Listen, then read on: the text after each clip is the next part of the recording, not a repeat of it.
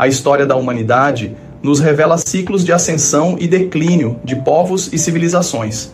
Mas será que, ao retroceder, uma sociedade realmente perde o progresso conquistado? No episódio de hoje do Conexão Espírita, exploramos a visão espírita sobre os povos degenerados, com base nas perguntas 786 a 789 de O Livro dos Espíritos. Será que há raças naturalmente rebeldes ao progresso? Por que algumas civilizações florescem enquanto outras parecem regredir? E no futuro, a humanidade estará unida em uma só nação? Venha compreender como o progresso se manifesta mesmo nas aparentes quedas e de que forma a evolução espiritual segue um caminho inevitável rumo à perfeição. Vamos juntos nessa jornada de aprendizado e reflexão. E para não perdermos o costume, disse Chico Xavier, o bem que praticares em algum lugar é o teu advogado em toda parte.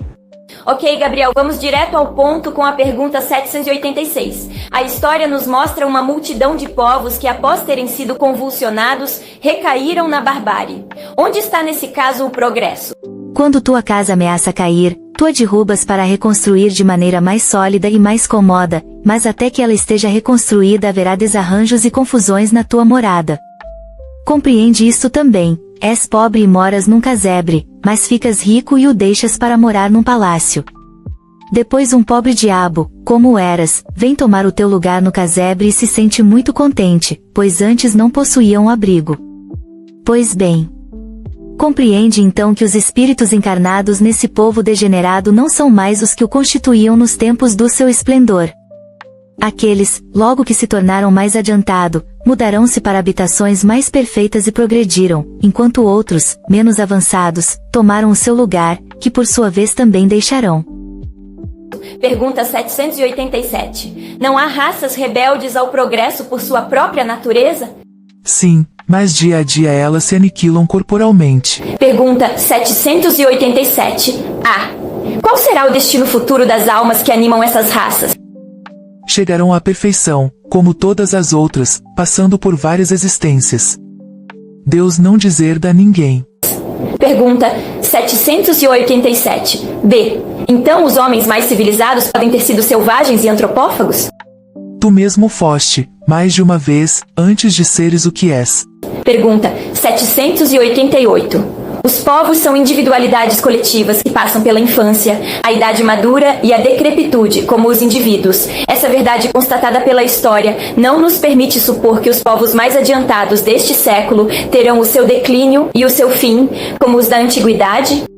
Os povos que só vivem materialmente, cuja grandeza se funda na força e na extensão territorial, crescem e morrem porque a força de um povo se esgota como a de um homem, e aqueles cujas leis egoístas atentam contra o progresso das luzes e da caridade, morrem porque a luz aniquila as trevas e a caridade mata o egoísmo. Mas há para os povos, como para os indivíduos, a vida da alma, e aqueles, cujas leis se harmonizam com as leis eternas do Criador, viverão e serão o farol dos outros povos. E a pergunta 789. O progresso reunirá um dia todos os povos da Terra numa só nação? Não em uma só nação, o que é impossível, pois da diversidade dos climas nascem costumes e necessidades diferentes, que constituem as nacionalidades. Assim serão sempre necessárias leis apropriadas a esses costumes e a essas necessidades. Mas a caridade não conhece latitudes e não faz distinção dos homens pela cor. Quando a lei de Deus constituir por toda parte a base da lei humana, os povos praticarão a caridade de um para outro, como os indivíduos de homem para homem, vivendo felizes e em paz, porque ninguém tentará fazer mal ao vizinho ou viver às suas expensas. Comentário de Kardec. A humanidade progride através dos indivíduos que se melhoram pouco a pouco e se esclarecem, quando estes se tornam numerosos, tomam a dianteira e arrastam os outros. De tempos em tempos surgem os homens de gênio, que lhes dão um impulso, e depois, homens investidos de autoridade, instrumentos de Deus, que em alguns anos a fazem avançar de muitos séculos. O progresso dos povos faz ainda ressaltar a justiça da reencarnação. Os homens de bem fazem louváveis esforços para ajudar uma nação a avançar moral e intelectualmente. A nação transformada será mais feliz neste mundo e no outro, compreende-se, mas, durante a sua marcha lenta através dos séculos, milhares de indivíduos morrem diariamente. E qual seria a sorte de todos esses que sucumbem durante o trajeto? Sua inferioridade relativa os priva da felicidade reservada aos que chegam por último? Ou também a sua felicidade é relativa? A justiça divina não poderia consagrar semelhante injustiça. Pela pluralidade das existências, o direito à felicidade é sempre o mesmo para todos, porque ninguém é deserdado pelo progresso. Os que viveram no tempo da barbárie, podendo voltar no tempo da civilização, no mesmo povo ou em outro, é claro que todos se beneficiam da marcha ascendente. Mas o sistema da unicidade da existência apresenta neste caso outra dificuldade. Com esse sistema, a alma é criada no momento do nascimento, de maneira que um homem é mais adiantado que outro porque Deus criou para ele uma alma mais adiantada. Por que esse favor? Que mérito tem ele, que não viveu mais do que o outro, e geralmente menos, para ser dotado de uma alma superior? Mas essa não é a principal dificuldade. Uma nação passa, em 1000 anos, da barbárie à civilização. Se os homens vivessem 1000 anos, poderia conceber-se que, nesse intervalo, tivessem tempo de progredir, mas diariamente morrem criaturas em todas as idades, renovando-se sem cessar, de maneira que dia a dia as vemos aparecerem e desaparecerem. No fim de um milênio não há mais traços dos antigos habitantes, a nação, de bárbara que era tornou-se civilizada, mas quem foi que progrediu? Os indivíduos outrora bárbaros? Esses já estão mortos há muito tempo.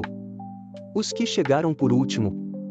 Mas se a sua alma foi criada no momento do nascimento, essas almas não existiriam no tempo da barbárie e é necessário admitir, então, que os esforços desenvolvidos para civilizar um povo têm o poder, não de melhorar as almas imperfeitas, mas de fazer Deus criar outras almas mais perfeitas. Comparemos esta teoria do progresso com a que nos foi dada pelos espíritos. As almas vindas no tempo da civilização tiveram a sua infância, como todas as outras mais já viveram e chegam adiantadas em consequência de um progresso anterior, elas vêm atraídas por um meio que lhes é simpático e que está em relação com o seu estado atual. Dessa maneira, os cuidados dispensados à civilização de um povo não têm por efeito determinar a criação futura de almas mais perfeitas, mas atrair aquelas que já progrediram, seja as que já viveram nesse mesmo povo em tempos de barbárie, seja as que procedem de outra parte. Aí temos ainda a chave do progresso de toda a humanidade. Quando todos os povos estiverem no mesmo nível quanto ao sentimento do bem, a terra só abrigará bons espíritos, que viverão em união fraterna. Os maus, tendo sido repelidos e deslocados, irão procurar nos mundos inferiores o meio que lhes convém, até que se tornem dignos de voltar ao nosso meio, transformados. A teoria vulgar tem ainda esta consequência: os trabalhos de melhoramento social só aproveitam as gerações presentes e futuras, seu resultado é nulo para as gerações passadas, que cometeram o erro de chegar muito cedo e só avançaram na medida de suas forças, sob a carga dos seus atos de barbárie. Segundo a doutrina dos espíritos, os progressos ulteriores aproveitam igualmente a essas gerações, que revivem nas condições melhores e podem aperfeiçoar-se no seio da civilização, INBSP, ver item 222.